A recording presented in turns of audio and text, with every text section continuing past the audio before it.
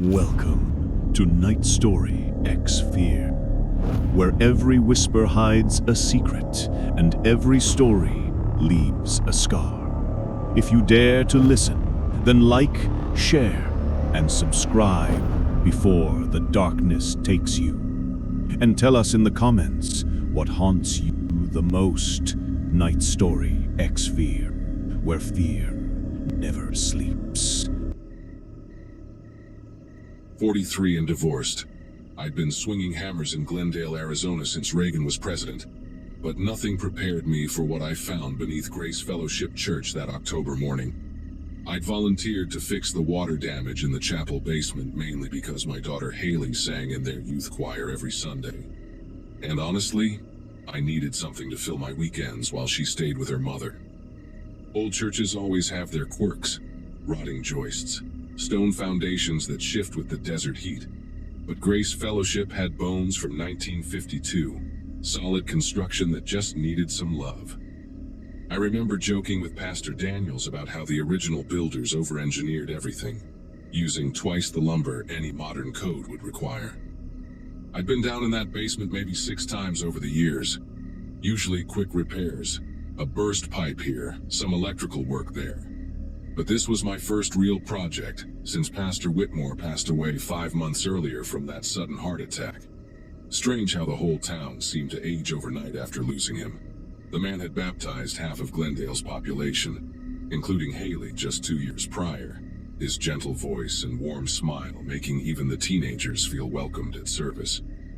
My crowbar hit something odd behind what I thought was solid foundation wall.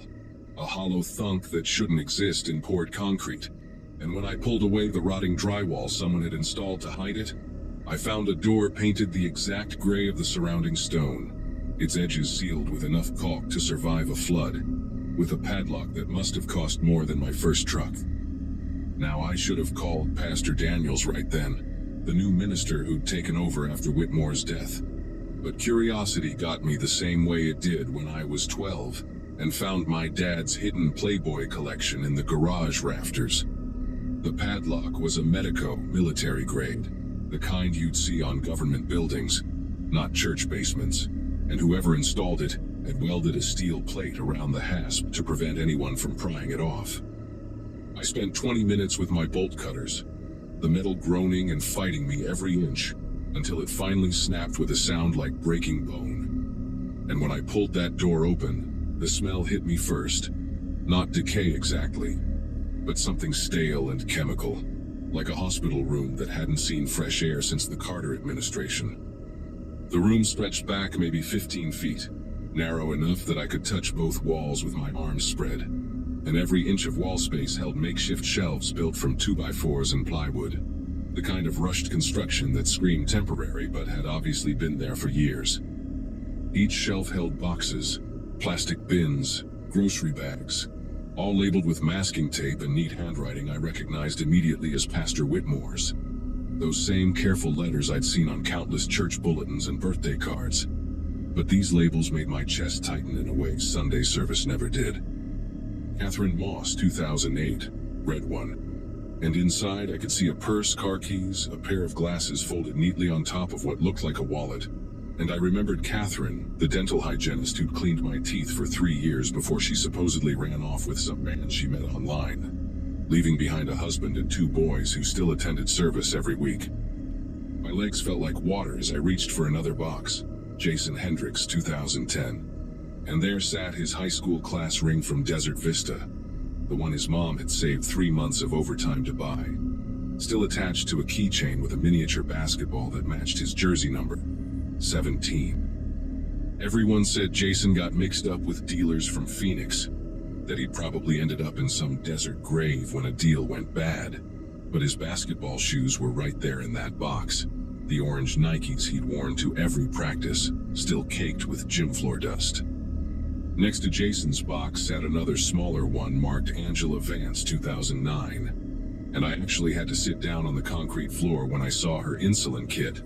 The purple one with the butterfly stickers her daughter had decorated, because Angela was supposed to have killed herself after her divorce, jumped off some bridge in California, according to the note they found. I counted 23 boxes total. Each one a person who'd left Glendale under different circumstances. Suicide, affairs, drug problems, family disputes, all the reasonable explanations small towns create when people vanish. And every single one of them had been active in Grace Fellowship before they disappeared. The earliest date I found was 2007, written on a shoebox containing a man's wedding ring and driver's license for Robert Dalton, who'd supposedly abandoned his family after gambling away their savings, though his wife Nancy still brought casseroles to every church potluck, never remarrying, always insisting Bobby would find his way home. Behind the last row of shelves, I noticed the concrete floor had been re-poured in several sections. Amateur work with visible seams, each patch roughly 6 feet by 3 feet. And my contractor's brain immediately recognized the dimensions, even as my mind tried to reject what that meant.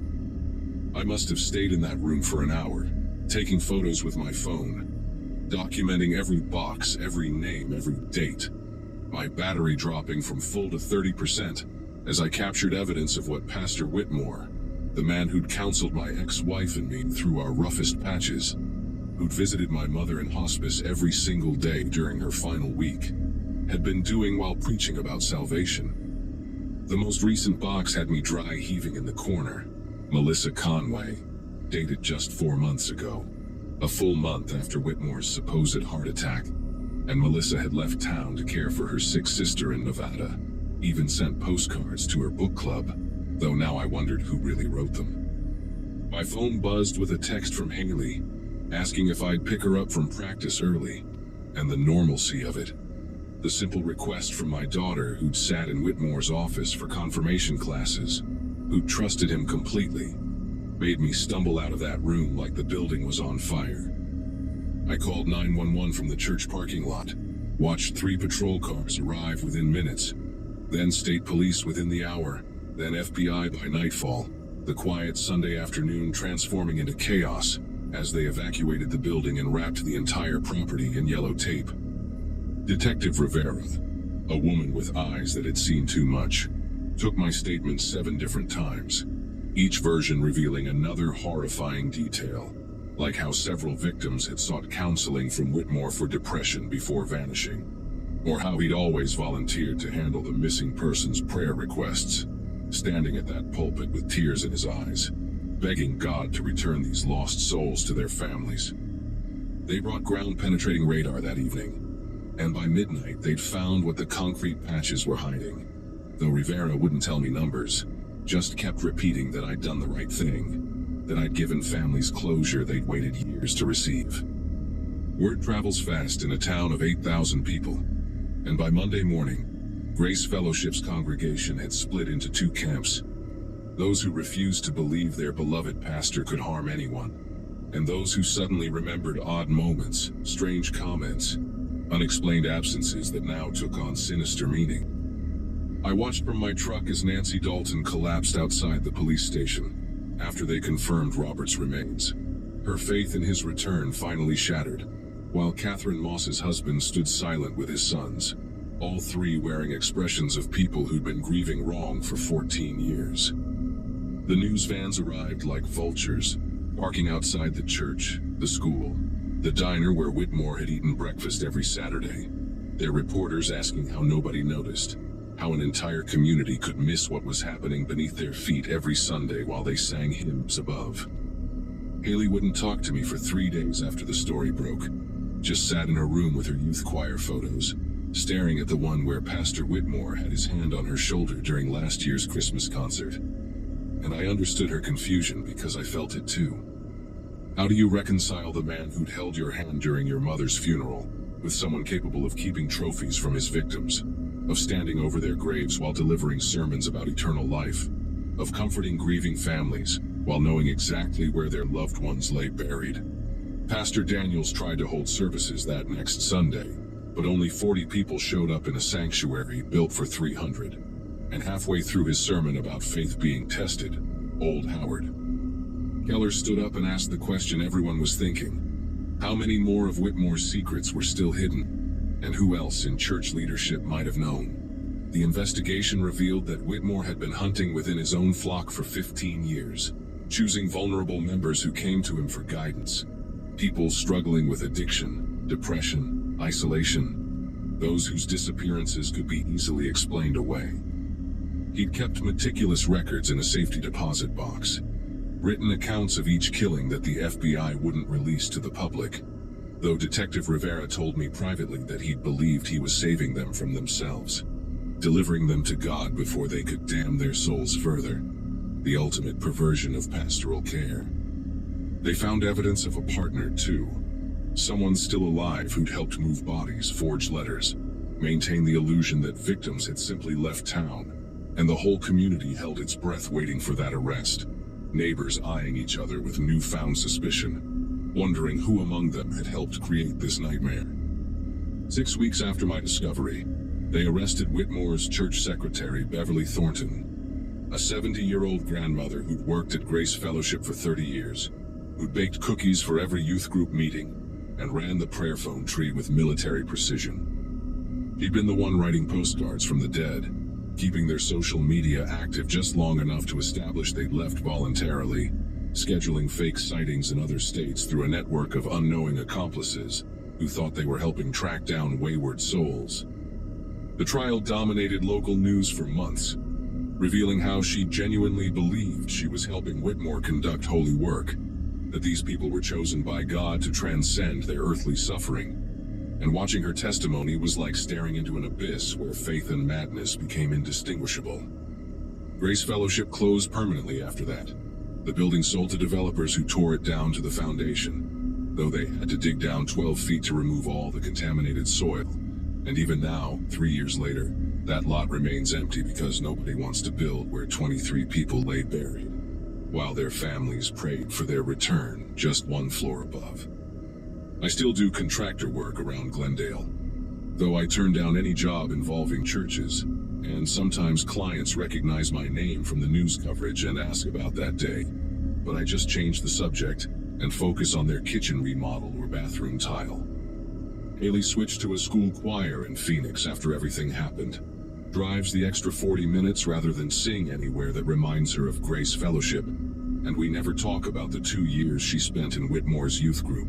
Though I notice she keeps her bedroom door locked now, something she never did before. Most of the congregation scattered to different churches across the valley, trying to find faith again in new sanctuaries. But you can spot them sometimes at the grocery store or gas station. That particular hollow look of people who discovered their shepherd was actually the wolf, who learned that evil doesn't always announce itself with horns and sulfur, but sometimes wears a collar and knows all the right words to make you trust completely.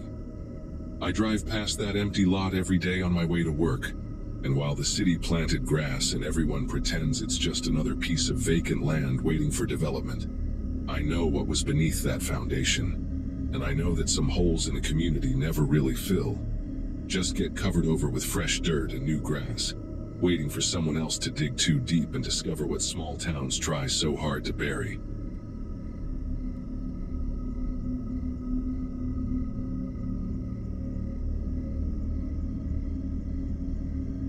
"11 years of appraising foreclosed properties teaches you to read a house before you even step inside. And that farmhouse outside Snowflake was screaming at me from the moment I pulled up the dirt road leading to it. My supervisor at Wells Fargo had flagged this one as a priority inspection. Something about the previous owners vanishing mid-renovation and leaving 18 months of mortgage payments unpaid, which wasn't unusual, except for how insistent he was that I get out there before the end of the week. The GPS kept recalculating as I drove deeper into the high desert, past the last cell tower that would give me any signal, until finally I saw the property marker the bank had described. A rusted mailbox with no name or number, just scratches in the metal that might have been letters once. Coffee cold in my cup holder, paperwork sliding around the passenger seat every time I hit a pothole. I kept thinking about how these remote properties always had stories nobody wanted to tell. Property inspection sounds boring until you realize you're usually the first person to enter these abandoned places in months, sometimes years, walking through someone else's failed dreams with a clipboard and a camera. The farmhouse looked too clean for a repo, solar panels still gleaming on the roof, generator humming softly behind the main structure, and fresh tire tracks in the dirt that definitely weren't mine. I grabbed my gear from the truck, noting how the 12 acres of scrubland had been partially cleared in strange patterns, almost like someone had been digging irrigation channels but gave up halfway through, leaving these long trenches that ran from the house toward the hills. Inside, the smell hit me first. Not decay or mold like most repos, but something chemical and sharp, like a hospital mixed with fresh concrete. And every room had been modified with new electrical outlets, reinforced floors judging by the sound of my footsteps, and those Ethernet cables snaking along the ceiling that seemed to disappear into the floor at regular intervals.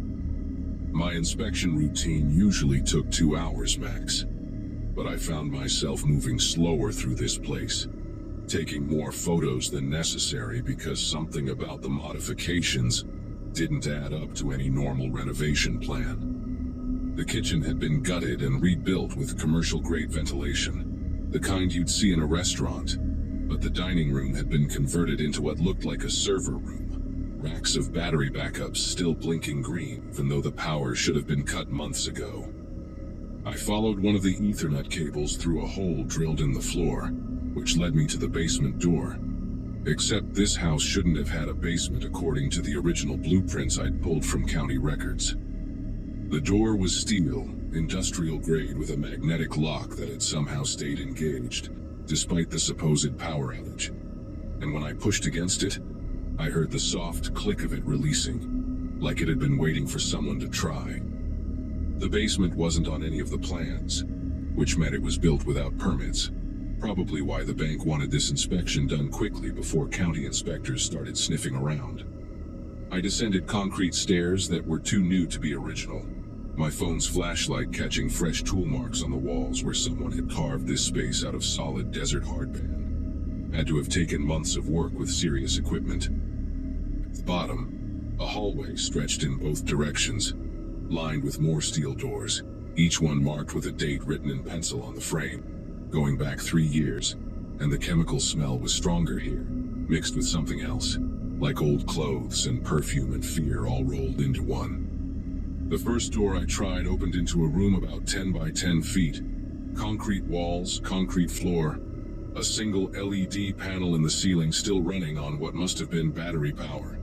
And in the corner, stacked neat as you please, were suitcases, purses, wallets, car keys, and cell phones, dozens of them. All different brands and styles, arranged like someone was cataloging them. I picked up one of the wallets, hands steady even though my mind was racing, and found a driver's license for a woman named Bethany Cromwell from Phoenix, reported missing 14 months ago according to a news article I'd seen while scrolling through my phone during lunch breaks.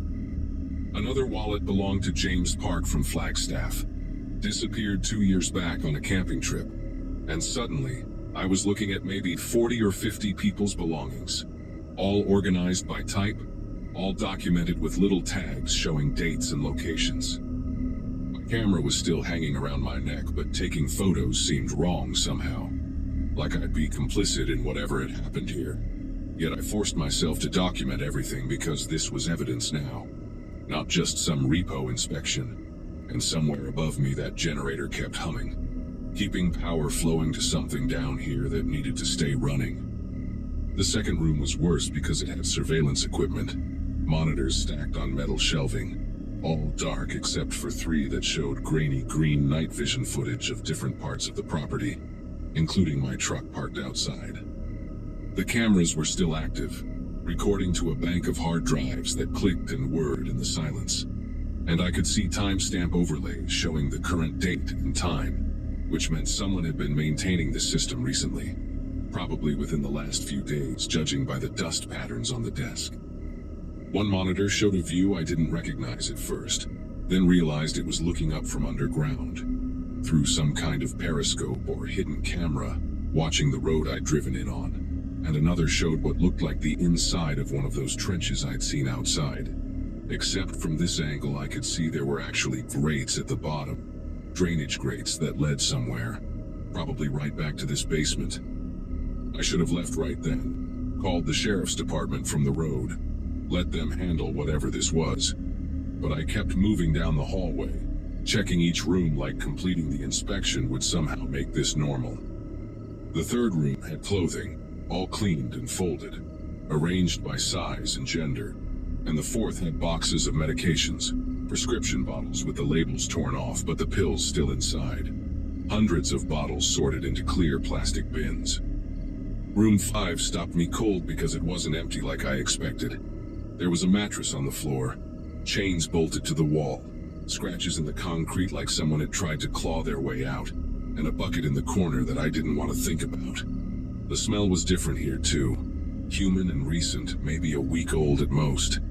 And on the mattress was a journal, leather-bound and filled with entries in different handwriting, like multiple people had written in it over time. The last entry was dated 5 days ago.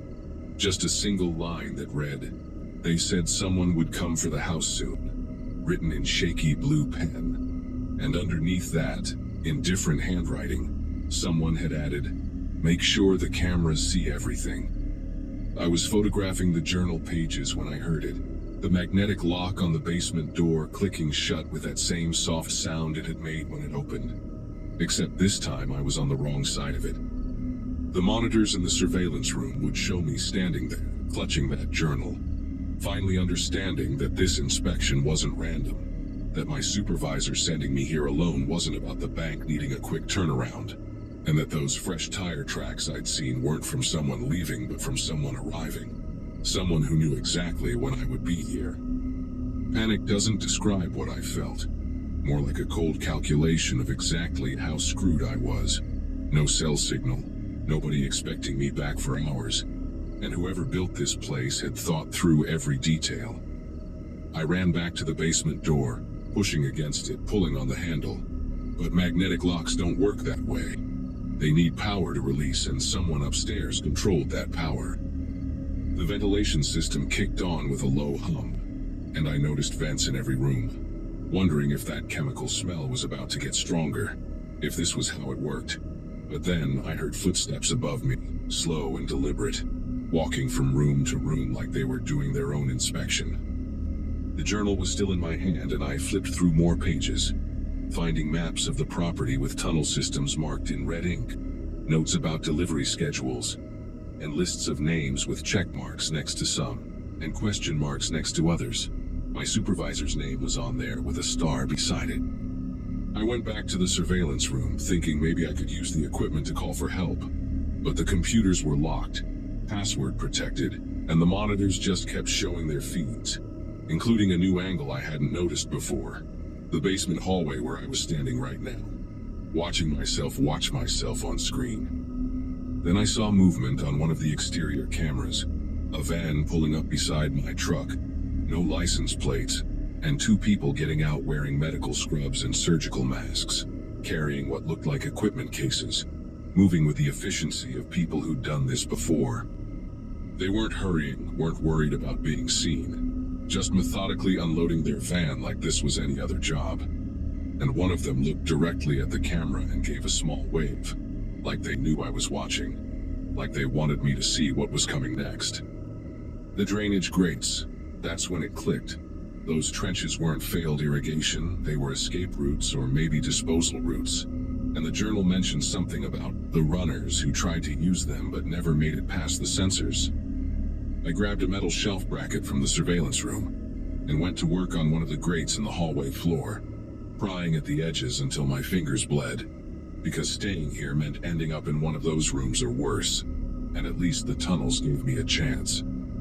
The grate came loose just as I heard the basement door's magnetic lock disengage with that soft click, and I didn't wait to see who was coming down, just dropped into the tunnel, landing hard on wet concrete about 8 feet down, my ankle twisting but not breaking, and started crawling through absolute darkness toward what I hoped was away from the house. Behind me, I could hear voices echoing down the tunnel, calm and professional, discussing dosages and prep times like they were planning a medical procedure, and one of them mentioned that the cameras in the tunnels had night vision, so they could track my progress, guide me where they wanted me to go. I kept crawling anyway, using my phone's dying flashlight to navigate through the narrow concrete tube, trying not to think about what might be on the walls I was touching, or what had happened to the others who tried this route. After what felt like hours but was probably 20 minutes, I hit a junction where 3 tunnels met, and I could hear water flowing somewhere below. An underground stream, maybe. Something not on their plans. I chose the tunnel that sloped downward, following the sound of water, and eventually broke through a rusted grate into a natural cave system, part of the limestone formations common in that part of Arizona. And for the first time since that door locked, I had hope. The cave led to an old mine shaft, abandoned probably since the 1940s based on the equipment I passed, and from there to a desert wash about 2 miles from the farmhouse, where I emerged covered in mud and blood, my ankles swollen to twice its size, but alive and free with my camera's memory card still in my pocket, containing every photo I'd taken. A rancher found me stumbling along Highway 77 about an hour later, half delirious from dehydration and pain, and drove me straight to the emergency room in Show Low, where I told the cops everything, while a nurse cleaned gravel out of my palms. The FBI took over within hours, but when they got to the farmhouse the next morning, the basement was filled with concrete, fresh poured and still warm, all the evidence buried under tons of industrial-grade quick-set cement that would take weeks to excavate. My photos became the only proof of what I'd found. Grainy and dark, but clear enough to match belongings to missing persons cases across 3 states. Clear enough that families finally had answers, even if they'd never have closure. The bank fired my supervisor 2 days later, claimed they had no knowledge of any connection to the property, and their lawyers made sure I understood that discussing any theories about their involvement would result in lawsuits I couldn't afford to fight. I quit doing property inspections after that, moved to New Mexico, and got a job appraising commercial real estate. Nice clean office buildings with security cameras that actually keep people safe instead of documenting their disappearance. The FBI says they're still investigating, that the property's been seized as a crime scene. But I check the news every few months and nothing ever changes. No arrests, no updates. Just that farmhouse sitting empty in the desert while somewhere those people in medical scrubs are probably setting up another basement, another system, another trap for someone who thinks they're just doing their job. Sometimes at night I dream about those tunnels, about crawling through darkness while voices echo behind me, discussing medical procedures. And I wake up checking my apartment door to make sure it still opens from the inside, that the lock isn't magnetic, that I can leave whenever I want, because that's something you never stop checking once you've been on the wrong side of a door that won't open.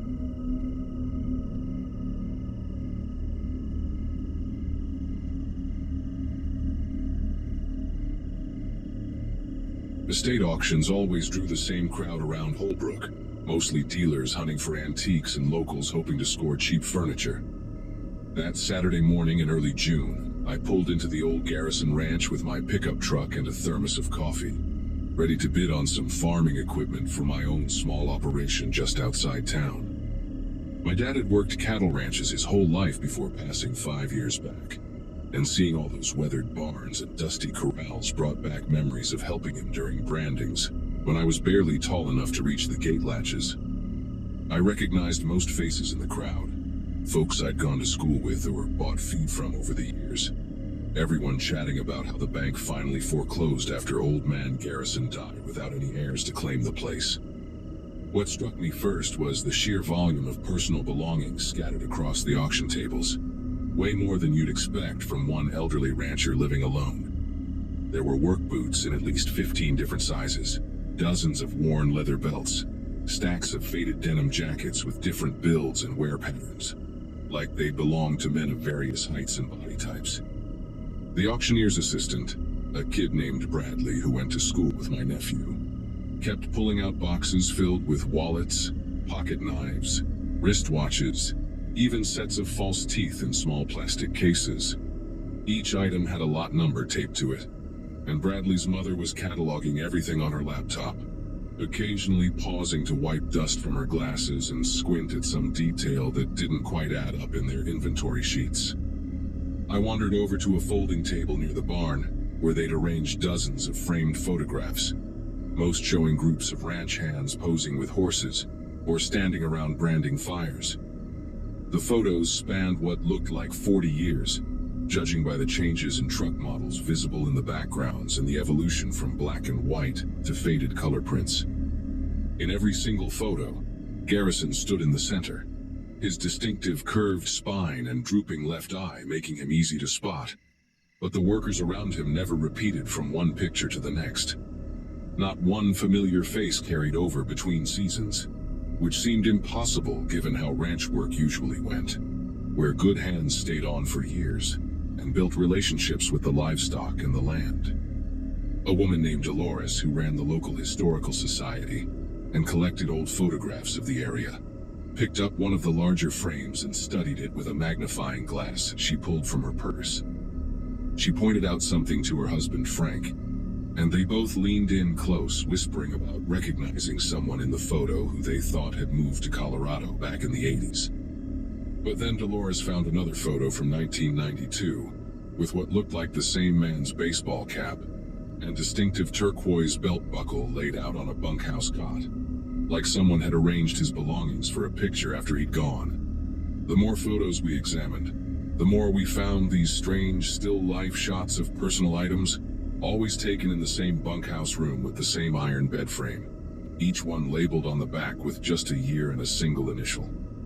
Bradley's mother suddenly stood up from her laptop, her face pale as she called the auctioneer over to look at something on her screen. She'd been cross-referencing the wallet contents with her database, finding driver's licenses and ID cards stuffed behind old receipts and worn dollar bills.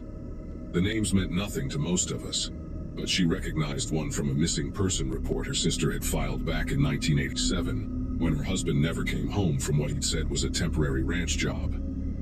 The auctioneer, a heavy-set man named Gordon, who'd been running estate sales in the area since before I was born, immediately stopped the bidding and pulled out his cell phone to call the sheriff's office. While we waited for the deputies to arrive, more people started examining the personal effects with a different kind of attention, no longer looking for bargains, but for answers. Frank found a high school class ring from Winslow, dated 1979, with the initials T and W etched inside the band. A rancher's wife named Carol discovered a leather wallet with a photo of 3 young kids tucked behind a cracked driver's license, the expiration date still 2 years away from today. The mood shifted from excitement about good deals to a heavy, uncomfortable silence as everyone began to realize these weren't just forgotten belongings from workers who'd moved on to other jobs.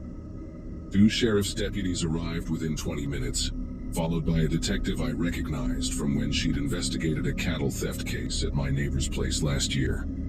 Detective Shirley Watts took one look at the tables full of personal items and immediately called for backup and a forensics team from Phoenix. She asked Gordon to show her any paperwork related to the estate, and he produced several boxes of documents from his van, including decades of employment records that Garrison had kept in meticulous detail. Each file contained a single sheet with a worker's name, their start date, and a handwritten note about when they'd supposedly left, always some variation of moved on or headed back home, with no forwarding address or final paycheck recorded. The detective ordered everyone to step back from the auction items while her team photographed everything, but she allowed Dolores to point out which photographs showed the still life arrangements of belongings. Dolores had counted 37 of these images, each one dated between 1976 and just 6 months ago, when neighbors had last seen Garrison alive and walking his property line with that distinctive shuffling gait of his. The forensics photographer, a young man who kept having to steady his camera because his grip was trembling, noticed that the same rusty nail on the bunkhouse wall appeared in every shot, and that the items were always arranged in the same pattern. Work boots at the foot of the bed, hat on the pillow, wallet and personal effects spread across the thin mattress like someone was taking inventory. By noon, there were 8 police vehicles parked along the ranch's dirt road, and they'd strung yellow tape around the entire auction area. Detective Watts had us all write down our contact information and asked if anyone remembered specific ranch hands who'd worked for Garrison over the years. An older man named Eugene, who'd sold hay to the ranch for 3 decades, mentioned how he'd always found it strange that Garrison went through workers so fast, sometimes hiring new hands every few months, always saying the previous ones couldn't handle the isolation or had drinking problems. Eugene remembered dropping off a hay delivery in 1995 and chatting with a friendly worker named Luis, who'd promised to help him load some equipment the following week. But when Eugene returned, Garrison said Luis had hitchhiked to Phoenix in the middle of the night, without even collecting his pay. Around 2 in the afternoon, they brought in cadaver dogs, and within minutes, the first dog alerted near the old well behind the main barn. The handler, a woman with graying hair pulled back in a tight ponytail, tried to keep her expression neutral, but I saw her jaw clench when the dog sat down and refused to move, whining in that particular way that meant it had found something significant. The second dog alerted at the exact same spot, then ran in widening circles, alerting again and again at different points in what looked like a rough grid pattern extending out from the well for about 50 yards. The forensics team started marking each spot with small orange flags, and soon that patch of dusty ground looked like a miniature cemetery, with flags instead of headstones. Far too many to be explained by buried livestock or ranch animals. Detective Watts gathered those of us who'd been at the auction and told us we were free to leave, but asked us to remain available for follow-up questions. She mentioned that the FBI would likely get involved given the scope of what they were uncovering, and that the investigation would probably reveal victims from multiple states who'd come to Arizona looking for ranch work. As I walked back to my truck, I passed the table with all those photographs, and one caught my eye. A group shot from 1988 where a young man in the back row wore the same style of watch my father had worn, a silver Timex with an expandable band that he'd gotten for his 40th birthday. My chest tightened as I remembered Dad mentioning a cousin who disappeared around that time, supposedly run off to Alaska for pipeline work, though the family never heard from him again. The excavation took 3 weeks, and the final count was 41 bodies, all buried in shallow graves in that grid pattern the dogs had detected. Most were migrant workers or drifters who'd answered ads for ranch work, men without close families or anyone to report them missing. The forensics team found that Garrison had poisoned them with antifreeze mixed into coffee or food, then buried them within hours, keeping their belongings as some kind of twisted trophies. They found journals in his house where he'd written brief notes about each man, criticizing their work ethic or personality flaws, as if justifying what he'd done. The FBI traced several victims through DNA and dental records, finally giving families answers about relatives who'd simply vanished. The ranch was eventually demolished, the land sold to the state as part of a settlement with the victims' families. And now it's just empty desert with a small memorial plaque that most people driving past would never notice.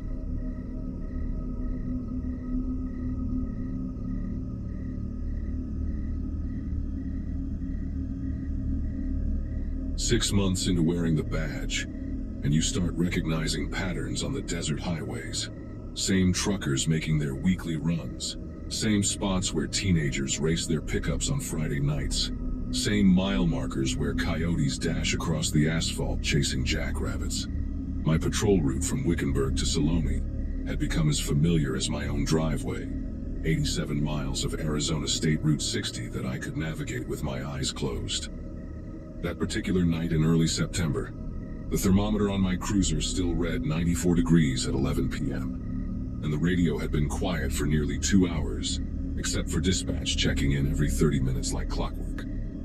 I'd just passed mile marker 43 when I spotted the lights ahead, maybe half a mile up where the highway curves slightly near Centennial Wash. Red and blue strobing against the desert darkness, multiple vehicles arranged in what looked like a checkpoint formation.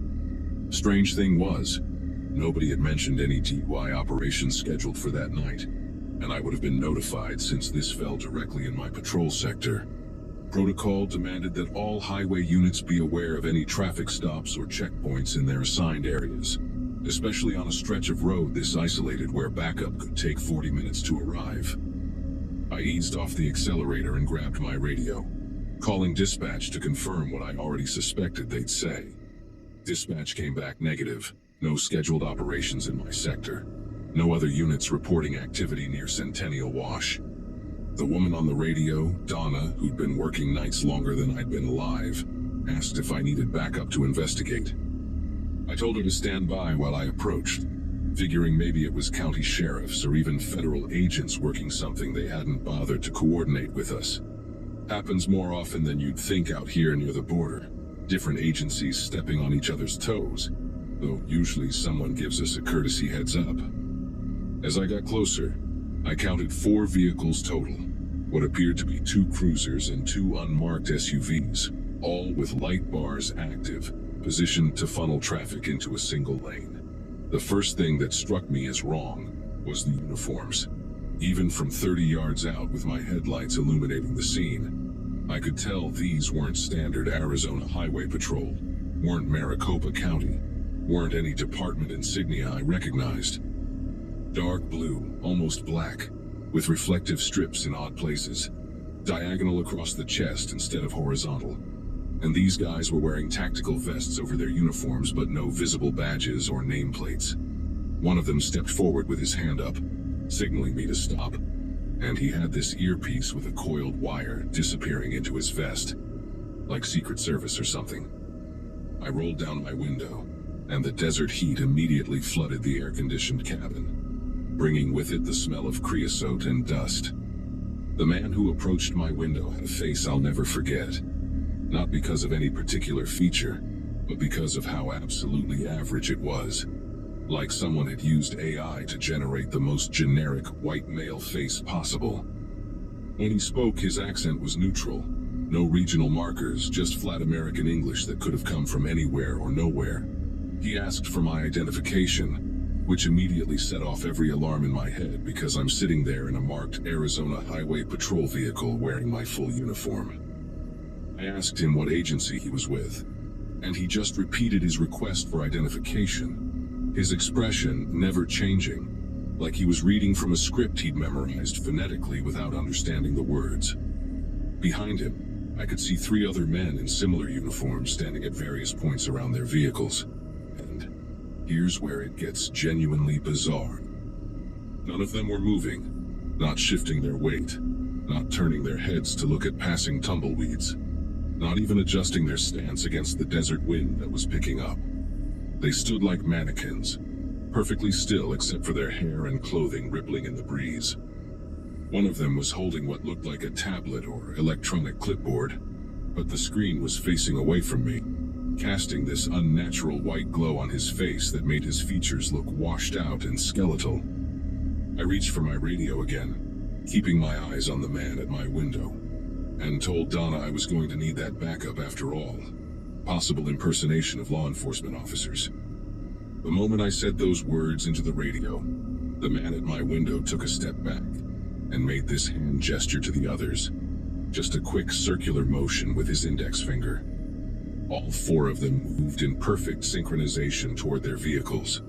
No rushing, no panic, just smooth, coordinated movement, like they'd rehearsed this exact scenario 100 times. I put my cruiser in park and stepped out, my hand instinctively resting on my service weapon, calling out for them to stop and identify themselves. Not one of them acknowledged me, just continued their synchronized retreat to their vehicles. That's when I noticed their cruisers had no department markings, no unit numbers, just white doors with generic star-shaped badges that could have been bought from any police supply website. What happened next still makes me question my own perception, even though I've watched the dashcam footage probably 200 times since that night. They started their vehicles simultaneously, all 4 ignitions turning over at the exact same moment. And as they pulled away in a perfect convoy formation, their emergency lights were still flashing. But here's the thing that nobody can explain. On the dashcam video, those lights just cut out mid-frame. Not like someone hit a switch, but like they simply ceased to exist between 1 fraction of a second and the next. One frame shows 4 vehicles with active light bars heading north on Route 60.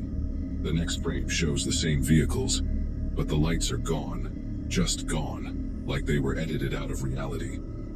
I stood there on that empty highway, watching their taillights disappear into the darkness, while Donna's voice crackled through my radio asking for my status. Backup arrived 17 minutes later, 2 units racing in from Wickenburg with their sirens wailing. By then, I'd walked the entire area where the checkpoint had been, using my flashlight to search for any evidence they'd been there. No tire marks in the soft shoulder where they'd been parked. No footprints in the desert sand, despite the fact that I'd watched them walking around. Not even the usual trash you'd find at any traffic stop. No cigarette butts, no coffee cups, nothing. The only thing I found was this weird residue on the asphalt, like someone had spilled metallic paint that had already dried.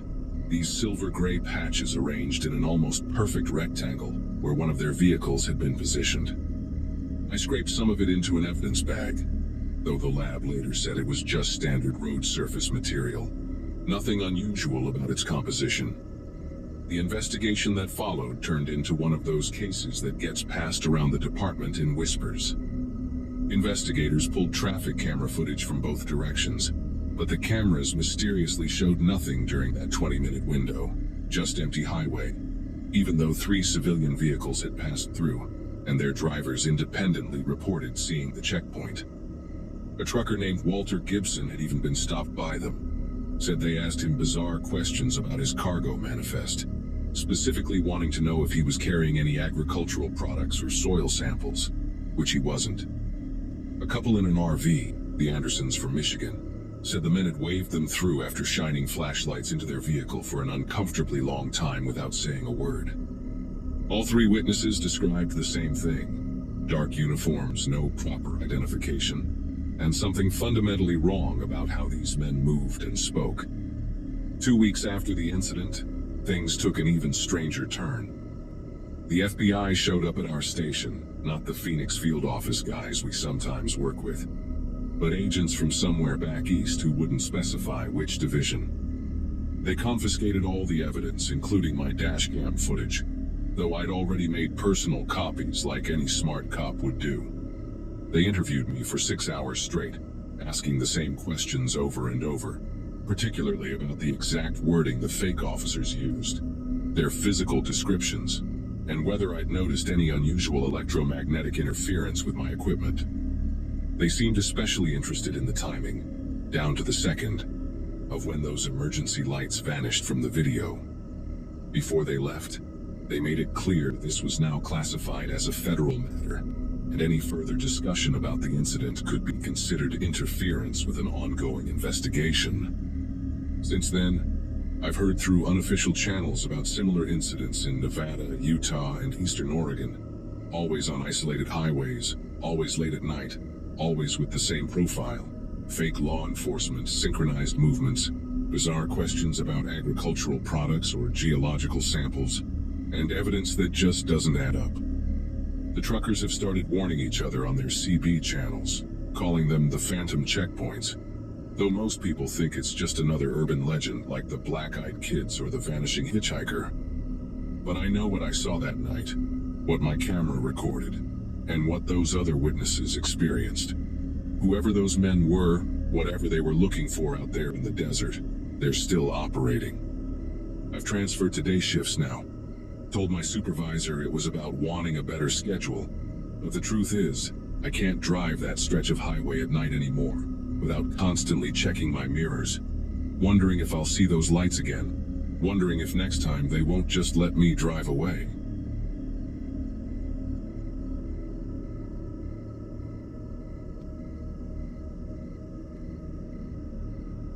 January in Bisbee meant 2 things.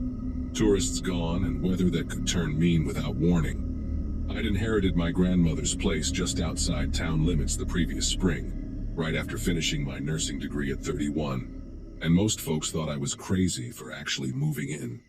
A single woman living alone 40 minutes from the nearest neighbor, they said, shaking their heads at the pharmacy or the grocery store. But after 7 years of cramped apartments and roommates who never cleaned their dishes, that little adobe house nestled against the Mule Mountains felt like freedom itself. I had my books, my cat Oliver, and enough savings to take a few months off before starting at the regional hospital. What I didn't have, as I would learn that night, was any real understanding of why my grandmother had installed so many locks on her doors, or why she'd spent her last years writing those strange letters to the sheriff about lights in the hills. That particular evening started like any other winter night in southern Arizona. Cold dropping fast once the sun disappeared behind the mountains, wind picking up and making the old wooden window frames rattle. I was making dinner, just some pasta and sauce from a jar, when I noticed the first snowflakes drifting past the kitchen window. Snow in Bisbee wasn't unheard of, but a real storm was rare enough to make me stop and watch. Within an hour, it was coming down heavy, coating the desert landscape in white, transforming the familiar saguaros and ocotillos into strange, hulking shapes. Oliver sat on his perch by the window, tail twitching at something outside that I couldn't see. Around 7, I tried calling my friend Claire in town to joke about the weather, but my phone had no signal. Not unusual out here when storms rolled through. I wasn't worried yet. I had firewood, plenty of food, and the generator my grandmother had installed would kick in if the power went out. I actually felt cozy, safe even, watching the snow pile up on the porch rails while I settled in with a paperback thriller, the irony of which wouldn't hit me until much later. At exactly 9:17, I know because I just checked my phone hoping for signal, everything went dark. Not the gradual dimming you get when a storm knocks down a power line somewhere far away, but an instant, complete blackness, like someone had thrown a switch. The heater's hum died. The refrigerator stopped its gentle rumbling, and suddenly all I could hear was wind and snow hitting the windows. I felt my way to the kitchen drawer where I kept a flashlight, knocking over my water glass in the process. The crash made Oliver yowl and bolt upstairs. As I clicked on the flashlight, I waited for the familiar rumble of the generator kicking in. My grandmother had paid good money for that thing. Always paranoid about losing power out here. 10 seconds passed, then 20, then a full minute. Nothing. The house grew colder by the second. That high desert cold that seeps through walls and finds your bones. I pulled on my jacket and headed for the back door, flashlight beam cutting through the darkness, to check the generator shed. I'd made it halfway across the kitchen when I heard them. Footsteps in the snow, slow and deliberate, crunching their way around the side of the house toward the front porch. Not the quick, light steps of a deer or javelina. These had weight behind them, a rhythm that only comes from 2 human legs. I clicked off my flashlight immediately, muscle memory from all those true crime podcasts I'd listened to, and pressed myself against the wall. The footsteps continued, unhurried, like whoever it was knew exactly where they were going. They stopped right at my front porch, maybe 10 feet from where I stood frozen in my dark kitchen. For a moment there was only silence and the whisper of falling snow. Then I heard something that made every nerve in my body fire at once. The distinct metallic scraping of someone trying different keys in my front door lock. Not picking it, not forcing it, but methodically trying key after key like they had a whole ring of them. My mind raced. Who would have keys? The previous owners? Someone my grandmother knew? The scraping stopped, followed by a low grunt of frustration, and then the footsteps started again, moving now toward the back of the house where I'd been heading, toward the generator shed, toward the only other door. I had maybe 30 seconds before those footsteps reached the back door. My legs finally responded, carrying me on silent, socked feet to the hallway closet where my grandmother had kept her hunting rifle. My fingers found it in the dark, dusty but solid, and I grabbed the box of shells from the top shelf. I'd learned to shoot years ago, but loading in pitch blackness with trembling fingers while listening to those steady footsteps getting closer was something else entirely. I managed to get 3 shells in before I heard the back door handle rattle. Then, just like with the front door, came that horrible scraping of keys. One key, then another, then another. Whoever this was had been prepared, had planned this. The wind howled, covering the sound of my breathing as I positioned myself at the end of the hallway with a clear view of the back door. Through the small window in the door, I could make out a shape. Tall, bulky, in what looked like a heavy coat, face obscured by darkness and snow. The figure tried another key, and this time I heard the subtle click of a lock turning. My grandmother had installed a deadbolt and a chain lock in addition to the regular lock. The doorknob turned, and the door pushed inward an inch before catching on the chain. The figure didn't curse or kick the door, or do any of the things an frustrated burglar might do. Instead, they pulled something from their coat. A pair of bolt cutters, the long handles gleaming faintly in what little moonlight filtered through the storm clouds. They slipped the cutting end through the gap in the door, searching for the chain. And that's when I saw their wrist in the sliver of space. A thick leather watch band, and below it, a tattoo I recognized with a sick jolt of terror. 3 mountain peaks with a sun rising behind them. I'd seen that tattoo before, several times actually, on the arm of a man named Clayton who ran the hardware store in town. The same man who'd helped me change the locks when I first moved in. The same man who'd made copies of my keys for the spare set I'd wanted to hide outside. The same man who'd asked so many questions about me living alone, about my schedule, about whether anyone ever came to visit. The bolt cutters found the chain and began to close with a metallic grinding sound. In about 5 seconds, he'd be inside my house. I raised the rifle and pumped a round into the chamber, the sound unmistakable even through the door and the storm. The bolt cutters stopped moving instantly. For 3 heartbeats, neither of us moved. Him on one side of the door with his arm still through the gap, me on the other with the rifle aimed at chest height. Then his arm slowly withdrew, pulling the bolt cutters back through. I heard his boots shift in the snow, and when he spoke, his voice was different from the friendly hardware store owner I thought I knew. Lower, rougher, with an edge that made my skin prickle. "Now, there's no need for that," he said, almost conversationally, like we were discussing paint colors instead of him breaking into my home. "I just wanted to check on you in the storm. Power's out all over town. Got worried when I saw your place go dark." The casualness of the lie made my anger spike through the fear. "Get off my property, Clayton," I called back, surprised at how steady my voice sounded. "I know you cut my power line. I know you've been watching me."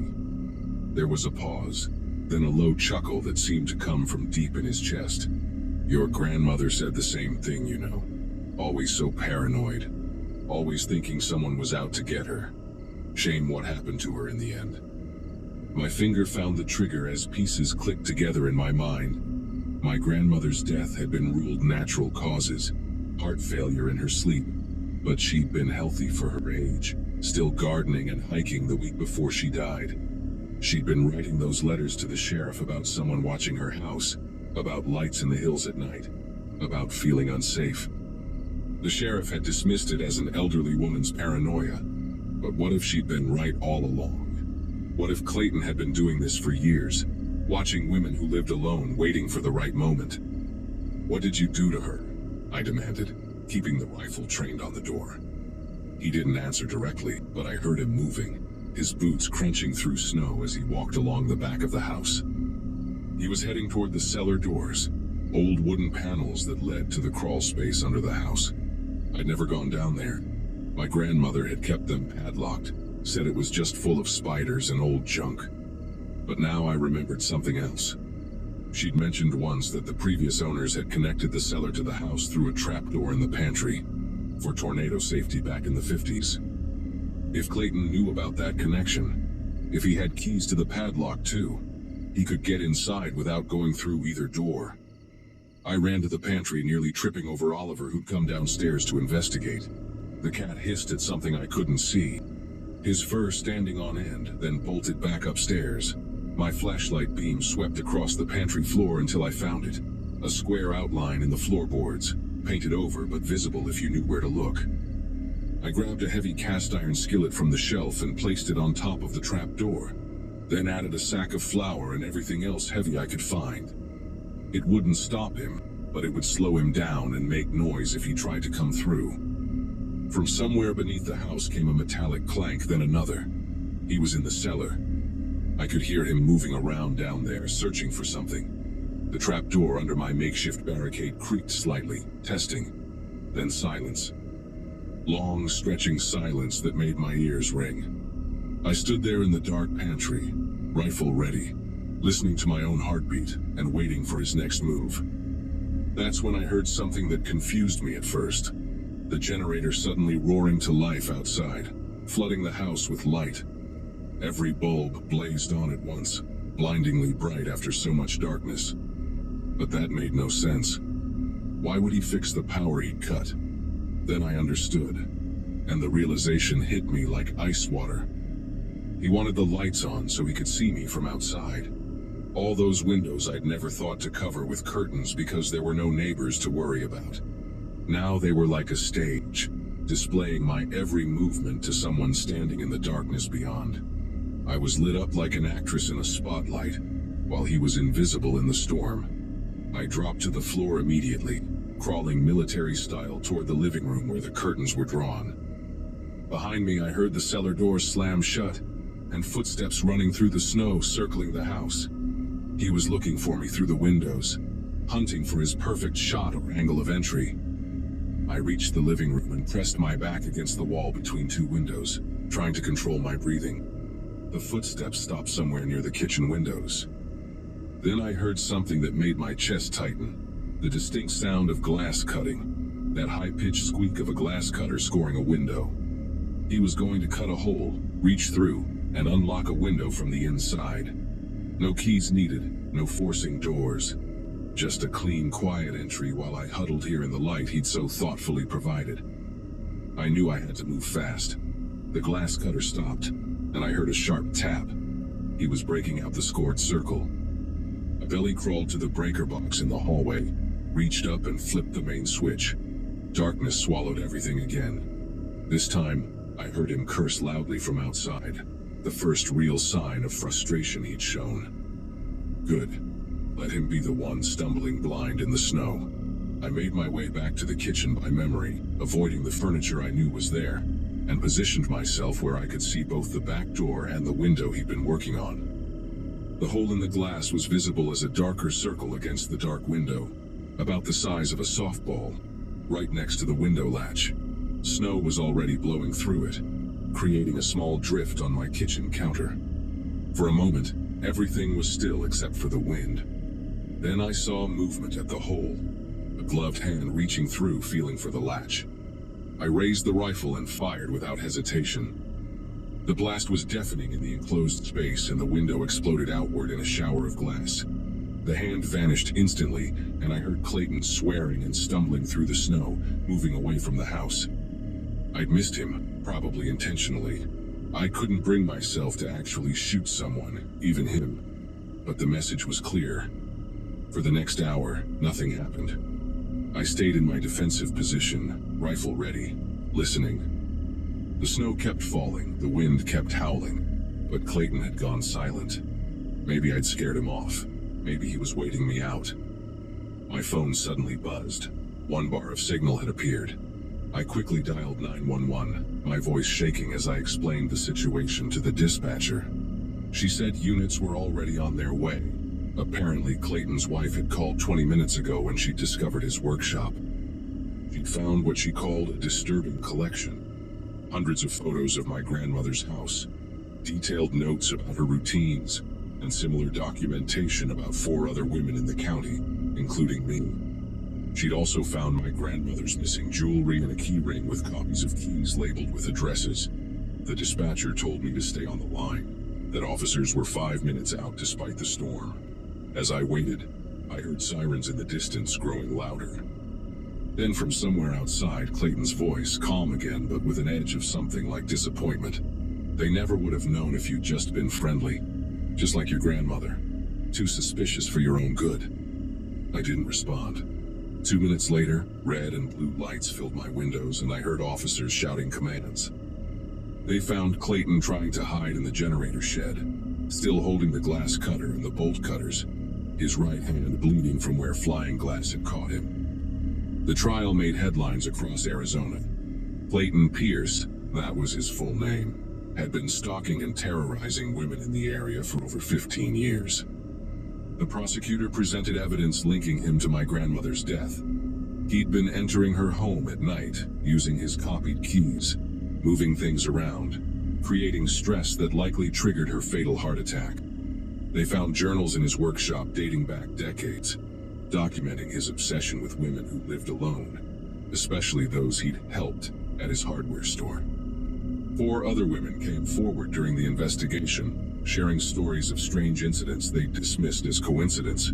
Missing items that would reappear days later, doors they swore they'd locked found open, the feeling of being watched that everyone told them was just paranoia.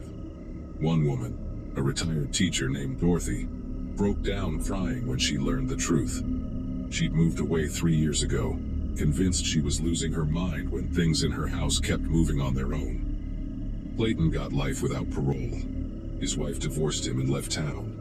The hardware store closed and someone from Phoenix bought the building to turn it into an antique shop. I still live in my grandmother's house. I installed security cameras, motion lights, and a better alarm system. I got bars for the basement windows and replaced all the locks again, this time doing it myself. Oliver still sits by the windows, but now he seems calmer, like whatever he was sensing before is finally gone. Sometimes on winter nights when the wind picks up, I remember that night and check my locks twice, but I refuse to let fear drive me from the home my grandmother loved, the home she tried to protect.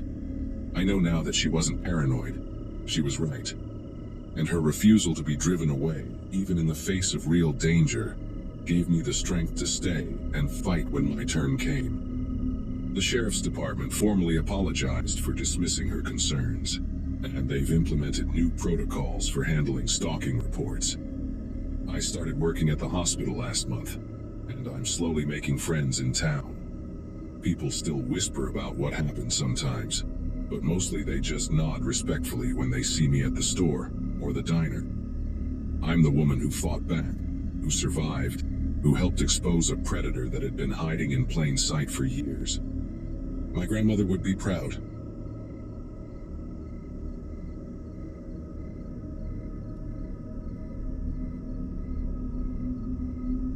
Dust devils twisted across the dead alfalfa fields like angry ghosts the morning I signed the papers in county records.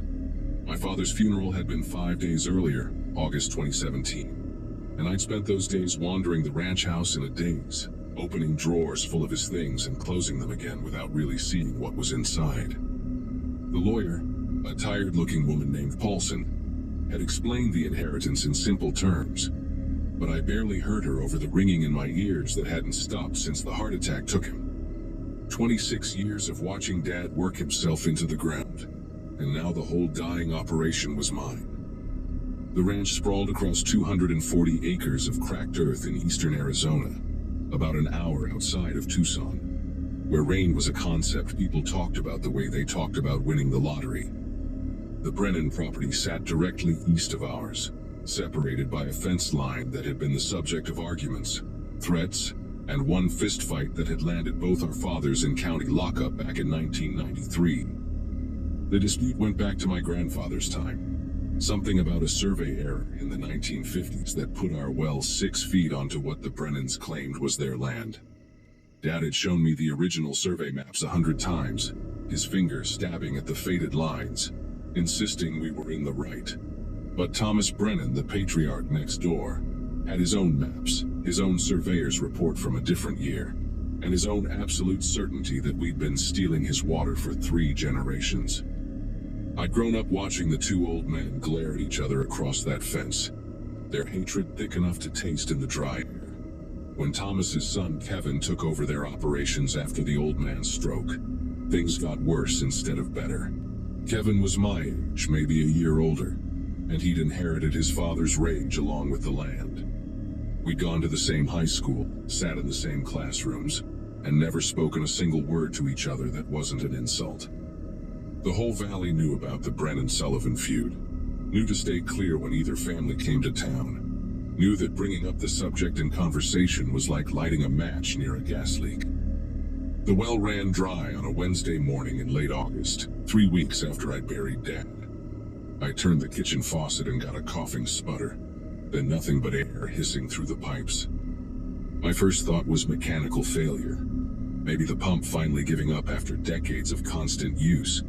But when I walked out to check the wellhead, I found the gauge reading showed the water table had simply dropped below the pump's reach. The drought had been brutal that summer, the worst anyone could remember, with temperatures pushing 115 degrees day after day, and not a cloud in the sky since April. But our well had always been deep, one of the best in the valley, fed by an aquifer that Dad swore would outlast us all. Seeing it dry felt like losing him all over again. Like the land itself was dying now that he wasn't here to fight for it. I spent that entire day calling well drilling companies, getting estimates that made my stomach hurt, trying to figure out how I was going to afford to drill deeper when the ranch account was already bleeding money. The Brennan well was still running. I could see Kevin's irrigation system going full blast the next morning, water arcing across his fields in silver streams, while my crops withered in the heat. He was standing by his fence line when I drove past, arms crossed, watching me with this expression that made my jaw clench so hard my teeth hurt. We didn't wave, we didn't acknowledge each other, but I saw the satisfied look on his face, the way his mouth curved just slightly, and I understood that he was happy my well had failed. That night I couldn't sleep, lying in Dad's bed because I hadn't been able to bring myself to move into it permanently, staring at the ceiling fan turning lazy circles and thinking about that smug look on Kevin's face. Around 2 in the morning, I got up and went into Dad's office, a cramped room off the kitchen that smelled like cigarette smoke and old paper. I started going through his files, looking for something, anything that might help me figure out what to do. That's when I found the notebook, shoved in the back of the bottom drawer underneath a stack of tax returns from the 80s. The notebook was small, the kind with a black cover and graph paper inside, and every page was filled with my grandfather's handwriting. I recognized it from old letters I'd seen, that cramped, angular script that slanted hard to the right. Most of it was measurements and calculations, boring stuff about water table depths and drilling costs. But about halfway through, I found an entry dated March 1959 that made me read it 3 times to make sure I wasn't misunderstanding. My grandfather wrote that he and Thomas Brennan's father, William, had made a deal. William had a gambling problem, owed money to some dangerous people in Phoenix, and he'd come to my grandfather desperate. The deal was simple. William would claim the survey was wrong, would insist our well was on his land, would start the dispute publicly. In exchange, my grandfather would loan him $8,000, no interest, to be paid back over 10 years. The beauty of it, my grandfather wrote, was that the argument would keep property values low, keep outsiders from buying up land in the valley, keep things the way they'd always been. Both families would benefit from scaring off developers and speculators who'd been sniffing around since the war ended. But then, I turned the page and found the entries from 1961. And my hands started shaking so bad I almost dropped the notebook.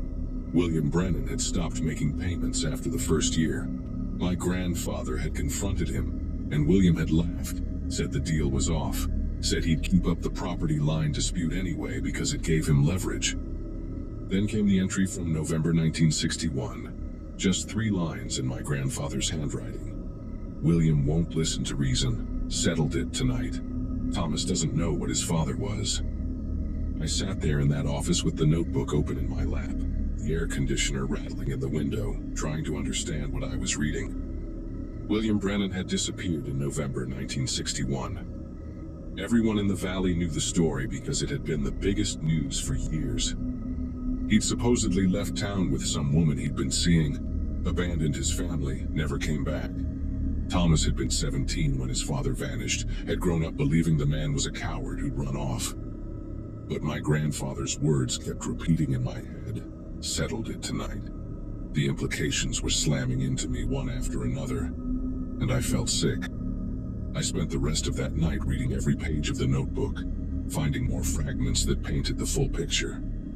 My grandfather had buried William Brennan somewhere on our property, had maintained the feud with Thomas to keep him angry and distant, had passed that hatred down to my father without ever telling him the truth. The final entry, dated 1984, was written in shaky handwriting, clearly near the end of my grandfather's life.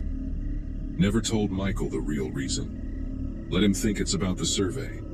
The boy Thomas grew into a hateful man, which makes this easier.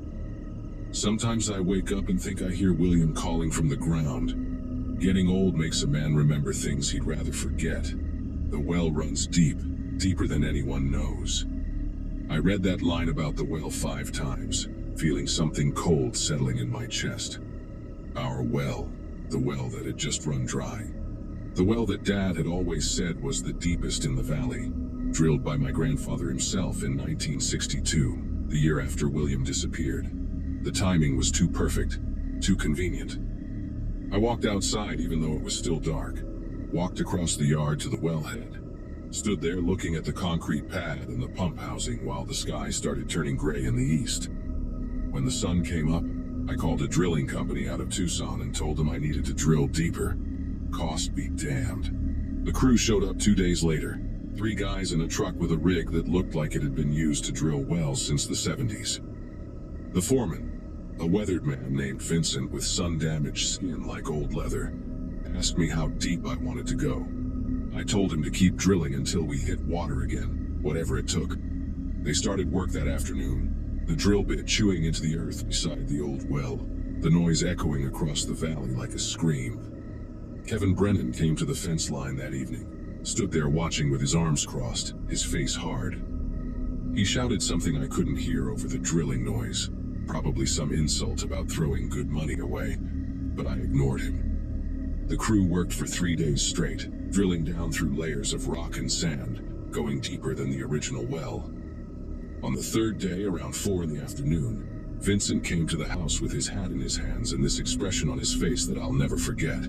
He asked me to come look at something they'd found. The drill had pulled up fabric first, rotted and stained, but still recognizable as denim. Then came fragments of bone, small pieces that Vincent had laid out on a tarp like evidence at a crime scene.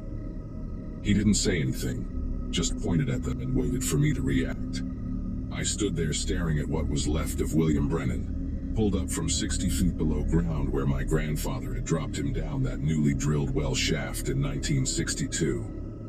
Vincent asked if he should call the sheriff, and I told him yes, even though every instinct was screaming at me to say no, to have them bury it all again and pretend we'd never found anything. But I couldn't do that. Whatever my grandfather had done, whatever my father had unknowingly protected, it ended now. The sheriff's department showed up within an hour, and by sunset there were 4 squad cars in my driveway, and a forensics team setting up lights around the drill site. Word spread through the valley faster than a brush fire. Kevin Brennan showed up at my fence line just as they were bringing up more remains, and I watched his face change as he understood what was happening. He went white, then red, then started screaming at me across the fence, accusing me of murdering his grandfather, of lying, of continuing the family tradition of destroying the Brennans. I walked over to him with the notebook in my hand, my heart pounding so hard I thought it might burst, and I held it out through the fence. He snatched it from me, started reading, and I watched his expression shift from rage to confusion to horror as he realized his grandfather hadn't abandoned the family at all.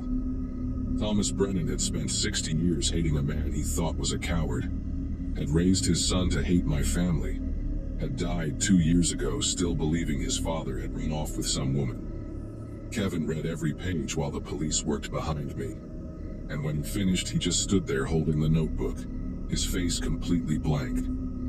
He asked me why I'd drilled deeper, why I hadn't just left it alone, and I told him the truth. Because the well ran dry and I didn't know what was down there until it was too late. He laughed at that, this bitter sound that had no humor in it, and said that his father had always told him our well was cursed, that nothing good would ever come from that ground.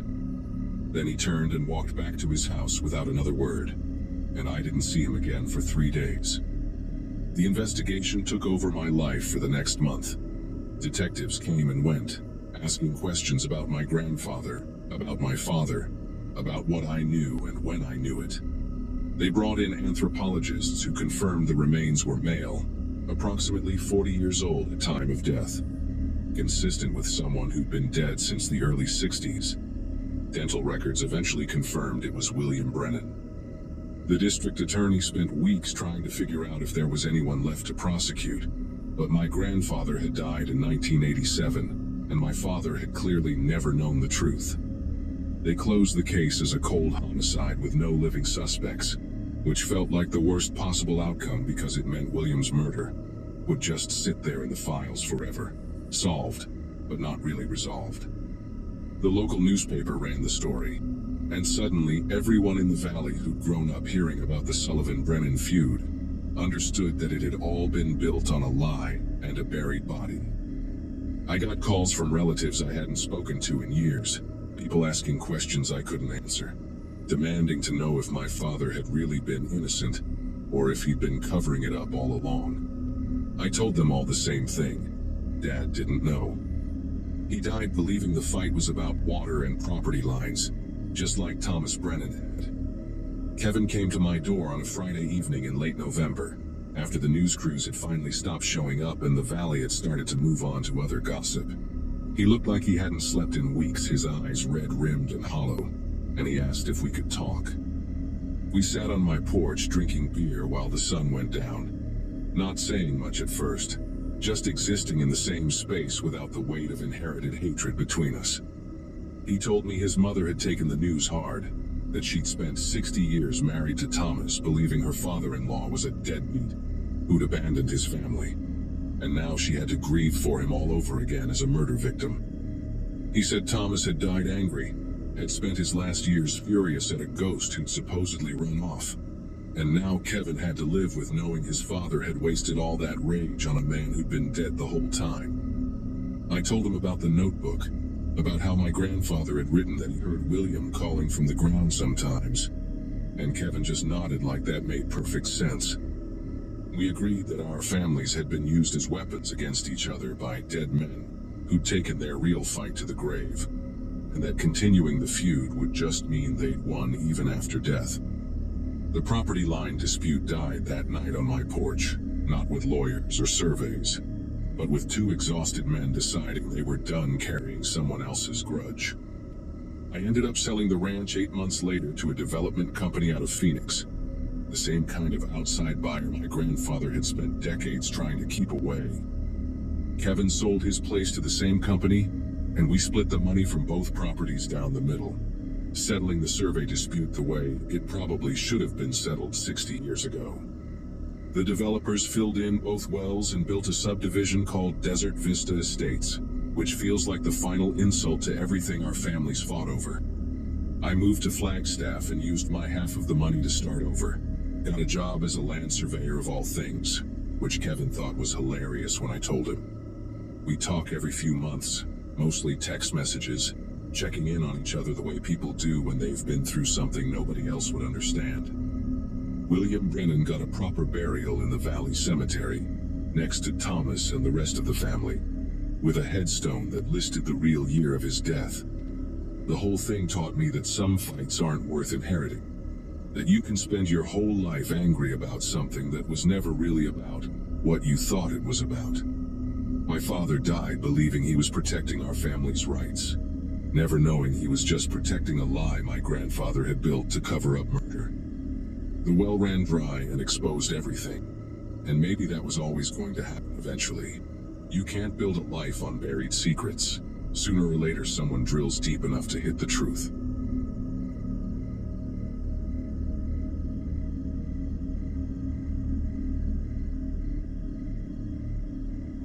People around here like to say our town never changes, but that is not true. It just hides its cracks better than most places. I have lived in the same small patch of Arizona dust my whole life, waiting tables at the diner on Main Street, raising my son on tips and long shifts. Everyone knows everyone, or at least thinks they do. When Miss Laura, the elementary school teacher every kid adored, vanished, the quiet we were used to turned into something else entirely. It was not silence anymore. It was a kind of listening, like the whole town was holding its breath. Miss Laura had taught half the town's children, including mine. She was the type who stayed late decorating bulletin boards and wrote birthday notes for every student. When she disappeared one night after leaving the school parking lot, people flooded the diner with rumors. Some said she ran away. Others whispered about a man she was seeing. But what struck me most was how the police chief, Patrick, handled it. Distant, rehearsed, too calm for a man who used to panic when a dog went missing. Patrick and I had grown up together. He was the kind of boy who rescued stray cats and fixed people's bikes for free. We used to skip rocks at Miller Lake and talk about how we would both leave someday. I never did. and neither did he. He married young, joined the force, and climbed to the top. After Laura's disappearance, I watched him on the news, standing near the school's flagpole, telling everyone they were doing everything possible. I could tell he was lying. Not because of what he said, but because of how he said it. Like the words were something heavy he was forced to carry. A week later, the diner got busier. Journalists came through asking questions, and locals came for comfort food and gossip. That is when I overheard something that made my stomach twist. One of the deputies mentioned finding Laura's phone near the river, but being told not to log it officially. He caught my eye mid-sentence and went quiet. When Patrick came in later that evening, he asked to speak with me out back. He smiled, but it was the wrong kind of smile. Stretched too far, almost apologetic. He said, "People talk too much when they are scared, don't they, Marla?" After that night, Patrick barely came into the diner. When he did, he sat alone at the counter and kept his radio on even while eating. The deputies avoided eye contact, like the whole department had been told to keep their mouths shut. I tried to let it go. I had bills to pay, a son to raise. But the thought kept creeping back. Why would the chief hide evidence? The first time I mentioned it to anyone was to my co-worker, June.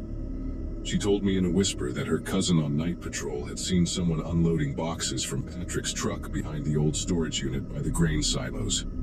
The kind of detail you would not invent. A few nights later, I got home after closing and saw something folded under my front doormat. It was a piece of lined paper, torn from a notebook, no signature. The handwriting was shaky but clear. "Stop asking questions about Laura." I stood there in the porch light, the sound of crickets around me, reading it again and again. My son was asleep inside. I locked the door, checked the windows, and sat at the kitchen table staring at that note until the sun came up.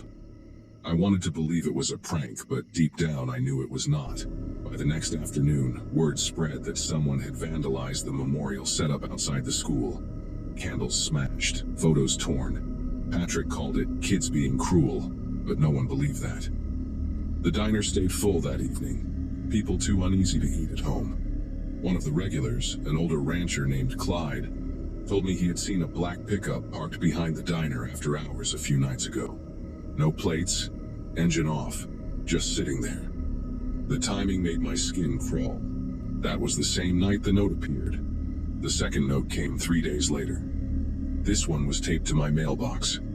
It said, "You do not know who you are dealing with." My hands were still damp from washing dishes when I pulled it off. There was a faint smell on the paper, like gasoline and old cologne. I called Patrick that night, tried to sound calm. He said, "Let me handle it," then changed the subject, asking about my son's grades.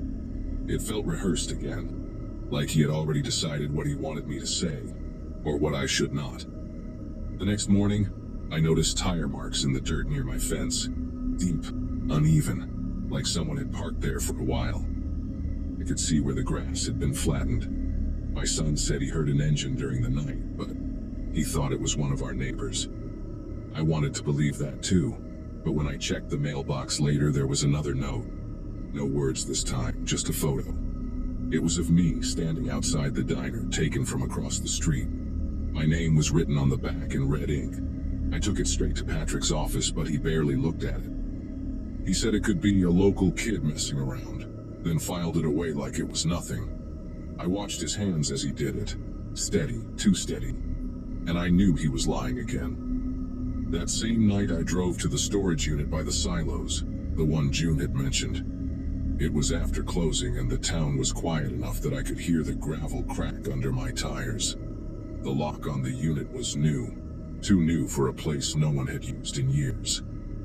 I parked behind the dumpsters, grabbed my flashlight, and walked up to it. The padlock was scratched on the side, like someone had forced it open recently. I remember hearing a faint buzzing sound from inside, maybe a fly trapped against metal. When I shone the light through the crack, the beam hit something that made my throat tighten. Stacks of boxes labeled "Evidence Hold," and on top, a small name tag with glitter edges. It said, "Miss Laura." I backed away slowly, heart pounding. Before I could even reach my car, headlights flared behind me. Patrick's truck. He stepped out, no uniform this time, just jeans and a faded sheriff's jacket. His voice was calm, but cold. "You should not have come here," he said. The flashlight shook in my hand. He walked closer, blocking the beam with his shadow. "You are putting yourself and your boy in danger, Martha." I wanted to scream at him, demand answers, but all I could do was nod. He took the name tag from my hand and tucked it into his jacket pocket before getting back in the truck. The dust from his tires hung in the air long after he was gone. I left town the next morning, packed a few bags, told my son we were visiting family out east, and never went back. I do not know what happened to Miss Laura, or what Patrick was protecting, but a month later I saw on the news that the storage unit had burned down in an electrical accident. No one was hurt, they said, and no charges were filed. I still get letters sometimes, no return address. The last one said only this: "You did the right thing by leaving."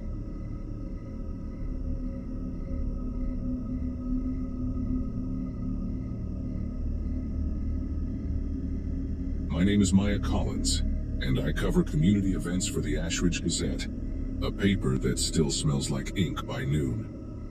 I rent a one-bedroom over a barber shop, the kind with a rattling swamp cooler, and a view of cottonwoods and faded storefronts along Cottonwood Avenue. That morning began like any other parade day.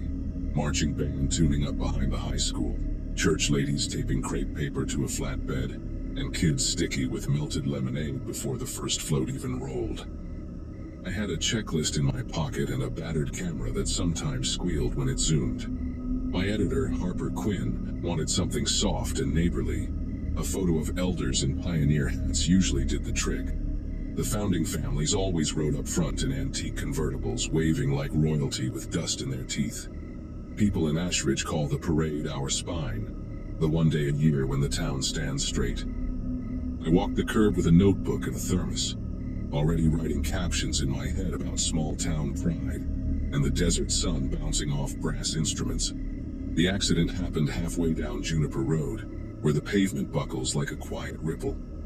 A cherry-red convertible carrying Ethan Barnett lurched hard, skidded sideways, and climbed the curb, crushing a metal bench into the brick wall of the feed store.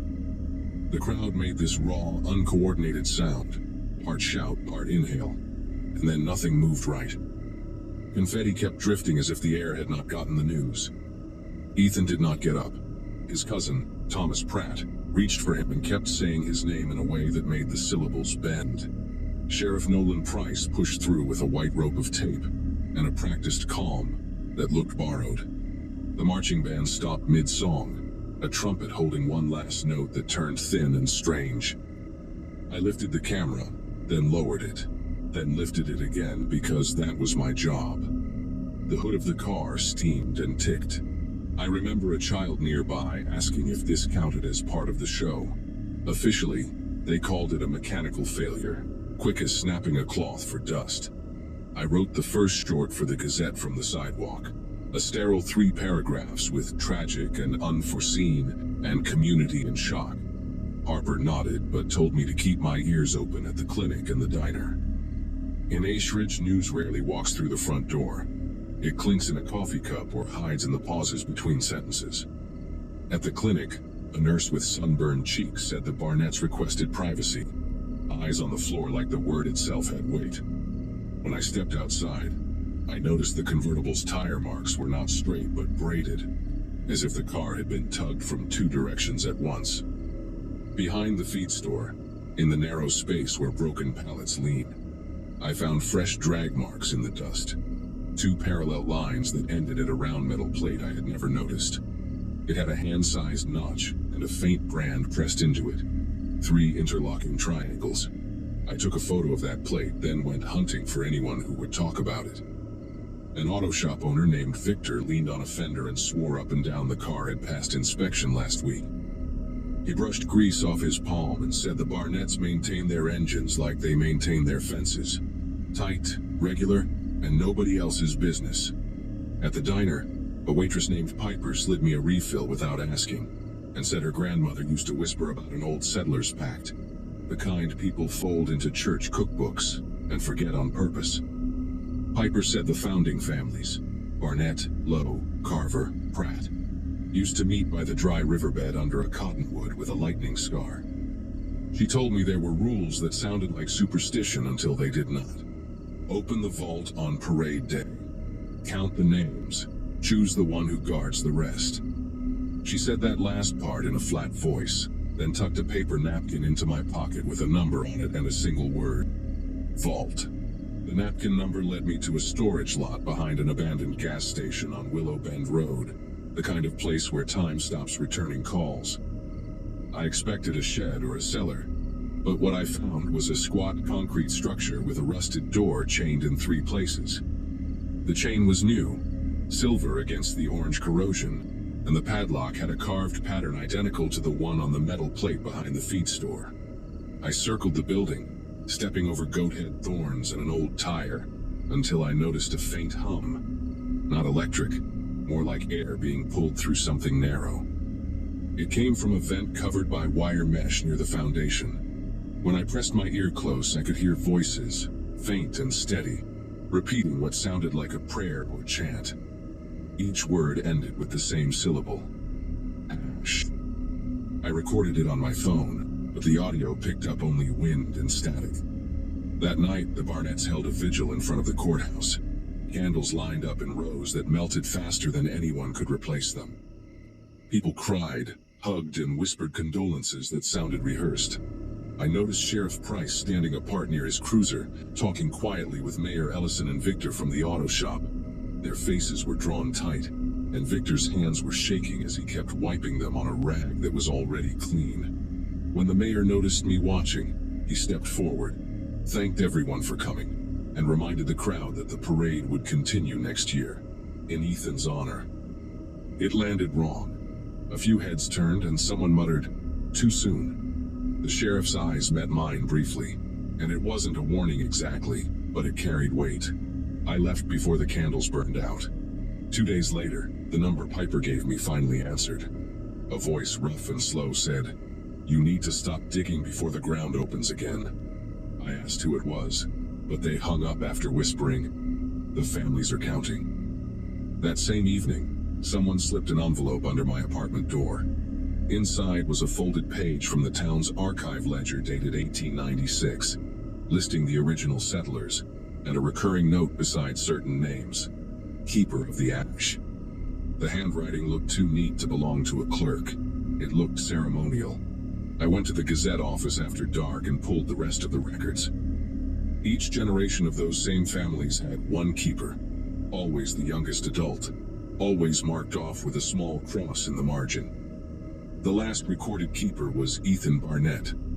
I printed everything and planned to meet Harper the next morning, but when I arrived, the office door was open, lights buzzing. Harper was gone, her desk cleared except for her press badge and a flash drive labeled parade footage. The footage showed the parade from the courthouse angle. Nothing unusual until the moment before the crash. A shadow crossed the frame, low and fast, like someone crouching between floats. Then the car jerked, and I could see Victor by the auto shop, watching it happen, not moving an inch. In the corner of the screen, Sheriff Price's hand went to his radio before the impact. He didn't flinch either. The audio caught something I hadn't noticed in person. A whisper spreading through the crowd, almost synchronized. Ashridge endures. That night I packed my camera, the ledger copy and the flash drive, then drove toward the old storage lot again. The desert air had that strange stillness before a storm, though no clouds moved overhead. I parked a block away and walked with my flashlight off, letting the moon show the path. The chains on the vault door were gone. It hung slightly open, as if someone had left in a hurry. Inside, I expected machinery, maybe old parade props. Instead, there was a sloping tunnel lined with stone blocks, colder than the night outside. The walls were carved with the same 3 triangles I had seen before, painted over in ash-gray pigment. At the far end, a shallow pit flickered with candlelight. 4 figures stood around it in silence, their faces hidden behind plain cloth masks. I recognized the sheriff's boots before I saw his badge glinting near his collar. He told me to put the camera down, His voice was calm, measured, like this was the logical end to everything. The others moved closer. Victor, Mayor Ellison, and a woman I didn't know at first until she spoke. It was Harper. Her eyes were wide but steady, and she said quietly, "It is not about control, it is about balance." She told me every 30 years the pact required renewal, a bloodline to keep the town guarded from what their ancestors unleashed beneath the riverbed. Ethan's death, she said, was the first half. The second name had already been chosen. Harper stepped aside, revealing a list on parchment pinned to the wall. My name was at the bottom, underlined twice. My throat went dry, and all I could think of was the phrase on the recording: "Ashridge endures." Before they could react, I bolted. The tunnel twisted into a narrow passage that opened somewhere behind the feed store. I ran until I saw the courthouse dome and the empty square where the vigil candles had burned out. My car was still where I left it, keys in the ignition, though I never remember leaving them there. I drove to the next county, checking the rearview mirror until sunrise. At a rest stop, I listened to the recording again. This time the voices were clear. They were saying, "Ashridge endures through blood." When I looked at my arm, a faint triangle mark was there beneath the skin, as if pressed from the inside out. I quit the Gazette the next day. Harper's replacement told me she had transferred to Phoenix, and that the paper was shifting focus to positive stories. The new parade committee announced plans for a memorial statue funded by all 4 founding families. I moved 3 towns away, changed my number, and tried to let the desert wind bury what I had seen. But every year since, a sealed envelope arrives on my porch the week before the parade. Inside, there is always a single photograph of Ashridge's Main Street, empty, sun-bleached, and waiting. On the back, in neat handwriting, it says the same thing each time: "The town stands straight."